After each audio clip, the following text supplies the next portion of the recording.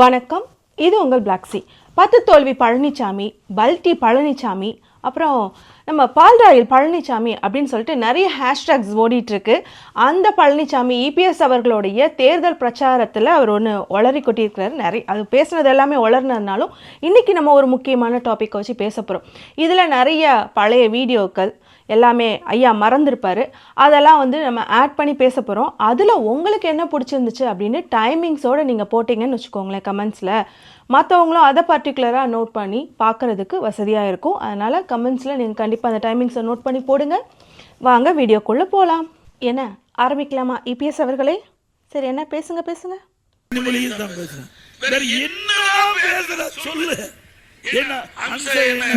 சம்சாவா? ஓ, அமித்ஷா.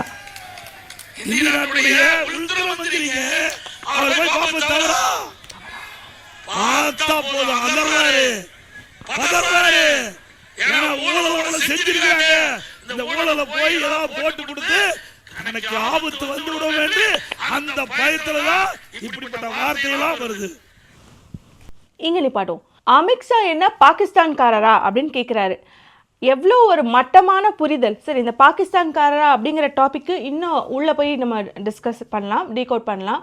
அதுக்கு முன்னாடி இவர்கிட்ட கேட்க வேண்டிய கேள்வி என்னென்னா, லாஸ்ட் டைம் நீங்கள் அமித்ஷா பார்த்துட்டு வரும்போது ஏன் முகத்தை மூட்டு வந்தீங்க?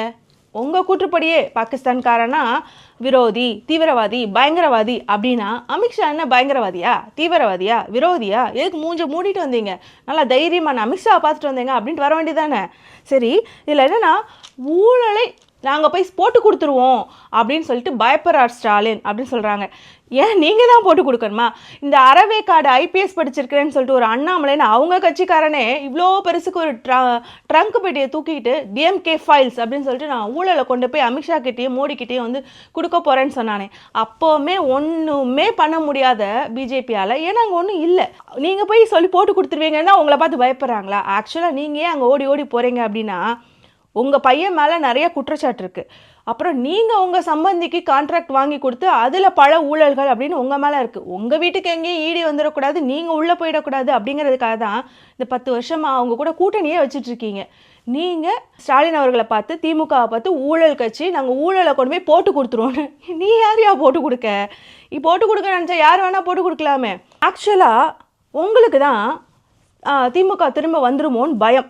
ஏன்னா போன முறையே ஆட்சிக்கு திமுக வரும்போது ஸ்டாலின் அவர்கள் ஒரு உத்தரவாதம் கொடுத்தார். அதாவது கொடநாடு கேஸ் விசாரிக்கப்படணும். ஆனால் அதுக்கு முன்னாடி 4 ஆண்டுகள் நீங்கள் ஆட்சி செஞ்சு பெரிய குளறுபடி பெருசாக பட்ஜெட்டில் ஒன்றுமே நீங்கள் சேர்த்து வைக்கல, கஜானா காலியாக வேற இருந்துச்சு அப்படிங்கிற நிலைமையில் அவங்க ஆட்சி அமைத்தாங்க. அவங்களுமே பல கோரிக்கைகளை அறிவிச்சிட்டு வந்தனால மக்களோட முன்னேற்றம், மக்களுடைய ரீஃபார்மேஷனுக்காக நிறைய விஷயங்கள், திட்டங்கள், ஸ்கீம்ஸ் எல்லாம் மாணவர்களுக்காக, பெண்களுக்காக கொண்டு வர வேண்டியிருந்தது. அவங்களுடைய கவனம் முழுவதும் இந்த 5 ஆண்டுகளில் அதிலே போயிடுச்சு. அதனால் நான் என்ன சொல்கிறேன் அப்படின்னா, முக ஸ்டாலின் அவர்களே, நீங்கள் இந்த முறை கண்டிப்பாக ஆட்சிக்கு வரணும். ஆட்சிக்கு வந்த உடனே நீங்கள் இந்த கொடநாடு கேஸை கொஞ்சம் எடுத்து பார்க்கணும். ஏன்னா ஐயா அதுக்கு தான் பயப்படுறாரு. நீங்கள் மறுபடியும் வந்துட்டீங்க அப்படின்னா இப்போ கொஞ்சம் உங்களுக்கு ரிலாக்ஸாக இருக்கும். ஏன்னா கடந்த ஆண்டுகளில் இவங்க அதிமுக செஞ்சு வச்சுட்டு போன அந்த மெஸ், அந்த குளறுபடிகளை உங்களுக்கு தீர்க்கிறதுக்கே சரியாக இருந்திருக்கும். அப்புறம் நீங்கள் கமிட் பண்ண உங்களுடைய திட்டங்களை செய்கிறதுக்கு. பட் இந்த 5 ஆண்டுகள் உங்களுக்கு நேரம் இருக்கும்னு நாங்கள் நம்புகிறோம். அந்த கொடநாடு பிரச்சனையை என்னன்னு கொஞ்சம் பாருங்கள். முதன்மையான குற்றவாளியாக எடப்பாடியார் பேர் அடிபட்டு இருக்கு. அதை கொஞ்சம் என்னன்னு பாருங்கள், அதை விசாரிங்க. அந்த பயம் தான் எடப்பாடி அவர்களுக்கும் இருக்கிறதுனால அந்த பயத்தில் தான் ஏதோ வளரிட்டு இருக்காருன்னு வச்சுக்கோங்களேன்.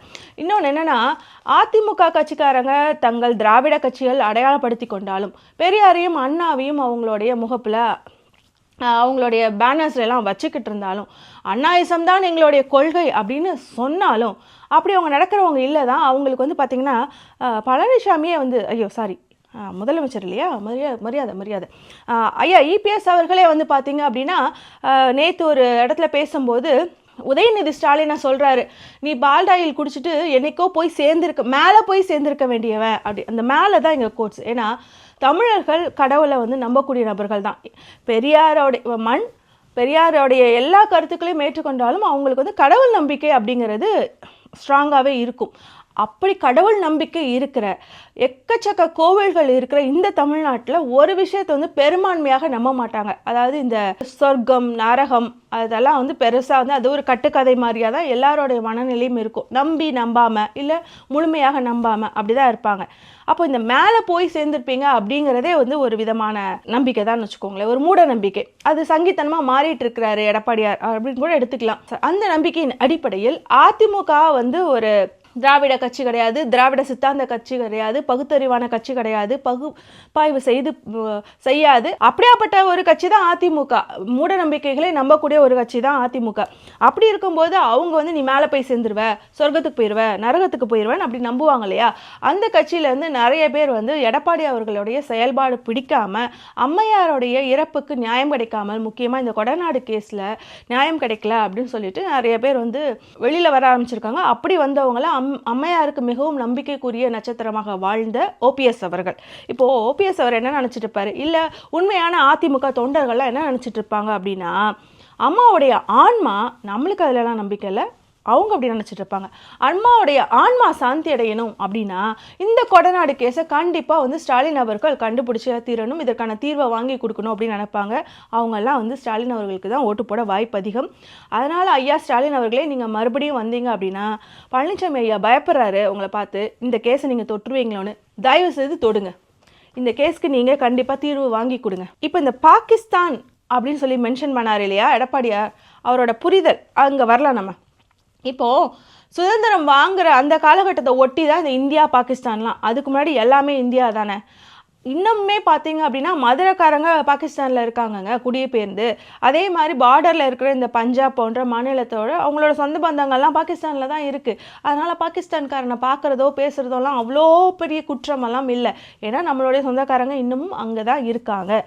யாராக இருக்கக்கூடாதுன்னா, இந்த தீபக் குமார்னு 2023 வந்து ஒரு ஆர்மி ஆஃபீஸர், அதில் முக்கியமாக அந்த பார்டர் கண்ட்ரோலில் இருந்த ஒரு ஆஃபீஸரு, அவரை பாகிஸ்தான்லேருந்து ஒரு பெண் ஹனி ட்ராப் பண்ணி ஏமாத்திருக்கு. அதுவும் பெண் ஐடியில், அந்த பொம்பளை ஐடியில் இருந்த ஒரு ஆணுக்கு இவர் எல்லா ரகசியத்தையும் பகிர்ந்தார். அந்த மாதிரி தான் இந்தியாவுக்கு துரோகம் செய்கிறவங்களாக தான் இருக்கக்கூடாதே தவிர, மற்றபடி பாகிஸ்தான்காரங்க கூட பேசுகிறது அங்கே போயிட்டு வர்றதெல்லாம் ஒன்றும் பெரிய குற்றம்லாம் இல்லை. ஏன்னா இன்னமும் நம்ம உறவுகள் அங்கே தான் இருக்குது. உங்களுக்கு இதெல்லாம் எப்படி பழனிசாமி ஐயா தெரிய போகுது? நீங்கள் கம்ப ராமாயணத்தையே சேக்கிலார் எழுதினார்னா நம்பிட்டு இருக்கீங்க. அதனால் இந்த வரலாறுலாம் உங்களுக்கு தெரிஞ்சிருக்கிறதுக்கு வாய்ப்பே இல்லை தான். அதை நாங்கள் எதிர்பார்க்குறதும் தப்பு தான். இவங்க பாகிஸ்தான்காரங்களை தான் தீவிரவாதிகள் பயங்கரவாதிகள் அப்படின்னு பார்க்குறாங்கன்னா அப்படிலாம் இல்லை. தமிழ்நாட்டில் வாழும் முஸ்லீம் இஸ்லாம் சமூகத்தினரை இவங்க அப்படி தான் பார்க்குறாங்க. அப்படிங்கிறதுக்கு தான் ரீசெண்டாக வந்து ஒருத்தர் அந்த அதிமுகவை சார்ந்த ஒரு இஸ்லாம் சமூகத்தை சார்ந்த பெண்மணி அவங்க வெளியில் வந்து ஒரு பேட்டி கொடுத்துருக்காங்க. அவங்க என்ன சொல்லியிருக்காங்க அப்படின்னா, பர்தா அணிந்த பெண்களையே அவங்க பக்கத்தில் நிற்க வச்சுக்கிறதுக்கு அவங்க விரும்பலை அப்படின்னு சொல்லி வேலுமணி அவர்கள் வந்து கொடுத்த கொடைச்சலை பற்றியும் அதிமுகவினருக்கு எவ்வளோ வெறுப்பு இருக்குது அப்படிங்கிறத பற்றியும் ஒரு நீண்ட இன்டர்வியூ கொடுத்துருக்காங்க. நான் ஸ்க்ரீனில் போடுறேன், அது என்ன சேனல்னு தேடி பார்த்து அந்த வீடியோவை கண்டிப்பாக நீங்கள் பாருங்கள். இவ்வளோ கேவலம் முடிச்சவங்க தான். சரி, இதை விடுங்க. இதுக்கு முன்னாடி 2023 என்ன பண்ணாங்க, இவங்களுடைய அதிமுகவுடைய உறுப்பினர் அமைச்சராக இருந்த ஒரு நபர் போயிட்டு ஒரு ஊருக்குள்ளே ஏதோ ஒரு பிரச்சாரம் தான், ஐ திங்க் பார்லிமெண்ட் எலெக்ஷனுக்கு முன்னாடி நினைக்கிறேன். அப்போது எப்படி முஸ்லிம்ஸ் இஸ்லாம் சமூகத்தினர் தமிழ்நாட்டில் வாழ்றவங்களை பற்றி பேசியிருக்கிறாருன்னு கொஞ்சம் கேட்டுட்டு வாங்க. தீவிரவாதி உலக நாட்டிலே தீவிரவாதி யாரான முஸ்லீமா இருப்பான். அமெரிக்காவில் குண்டு வெடிக்குதான். இன்னைக்கு நம்ம இந்தியாவில் பார்லிமெண்ட் கட்டுறதுக்கு முன்னாடி 300 பேர் செத்தான். யார் வெடி வச்சது? இவன் தான். இப்ப நிக்கிறான் ஒரு வேட்பாளர், அவனே ஒரு தீவிரவாதி. நீங்கள் யாராவது ஒரு ஆள் வாங்கிட்டு வாங்கப்பா, போட்டு கேளுங்க. ஒரு பாய்க்கு எப்படி நீங்க வந்து ஓட்டு கேட்கறீங்க? இந்த நபர் மேல எந்த நடவடிக்கையும் எடுக்காதவர் தான் பழனிசாமி.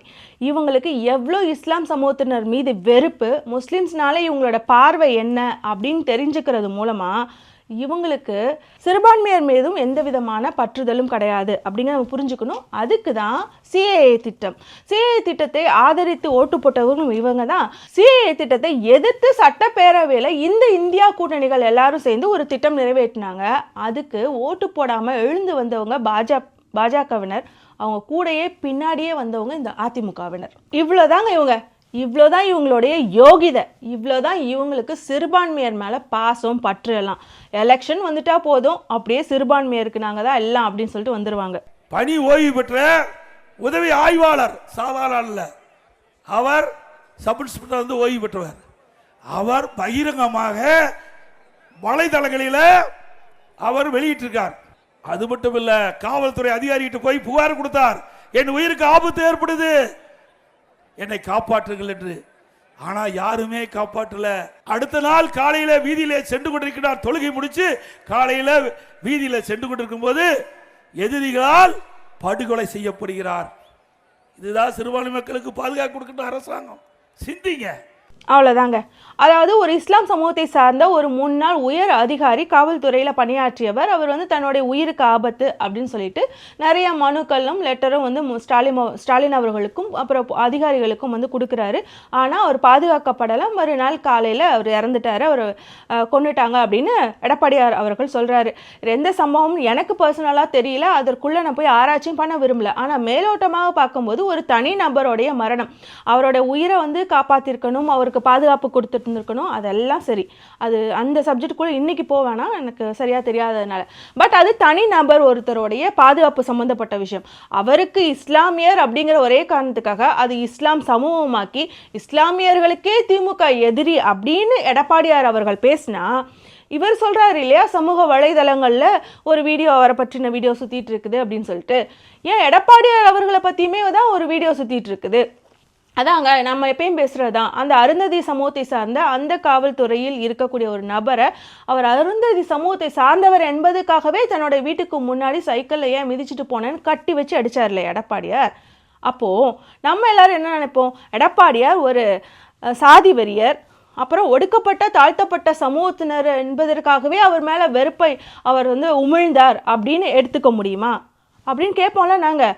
ஆனால் அங்கே என்ன அப்படின்னா, அவரும் தனி மனிதர் தான், அந்த அருந்ததி சமூகத்தை சார்ந்தவரும் தனி மனிதர் தான். அவர் அங்கே ஒடுக்கப்பட்டிருக்கிறார்.